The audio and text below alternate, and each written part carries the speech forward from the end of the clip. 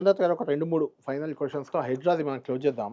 ఒకటి మీకు వందలాది ఫిర్యాదులొస్తున్నాయి. అందులో మీరు చూసీగా వెళ్తున్నారు. కొన్ని ఫిర్యాదులను పక్కన పెడుతున్నారు. కొన్నిటిని టార్గెట్ చేస్తున్నారు. ఫిర్యాదులు వచ్చిన వాటిలల్లో అనేది ఒక విమర్శ.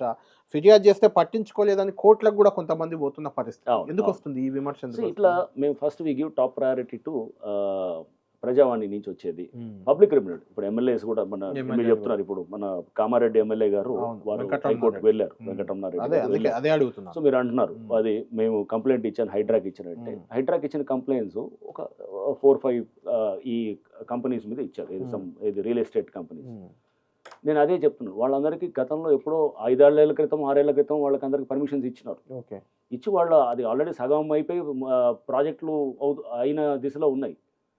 ఇందాక పాలిసీ ఆఫ్ చెప్పాను కదా! గవర్నమెంట్ పాలిసీ అనేది ఏ విధంగా ఉంది? ఆల్రెడీ చెప్పారు. ఏదైతే ఉన్నాయో వాటిల మీద అంటే మీకు అధికార పార్టీ నుంచి ఒక్క ఒత్తిడి గూడా లేదంటారా?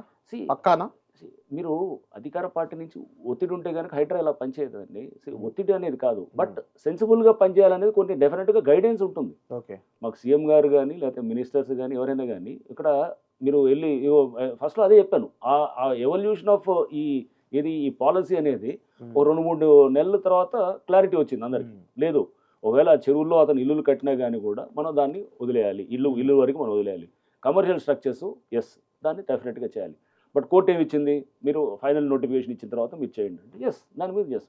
కొత్తయి రాకుండా చూద్దాము. బట్ ఆల్రెడీ ఎగ్జిస్టింగ్ ఉన్న వాటిని పాలిసీ అంటే కొన్ని పాలిసీ గైడ్‌లైన్స్ ఎవాల్వ్ అయినాయన్నమాట. అవును. అది ఆ గైడ్‌లైన్స్‌కి లోబడి ఇప్పుడు పనిచేస్తున్నాం. ఈ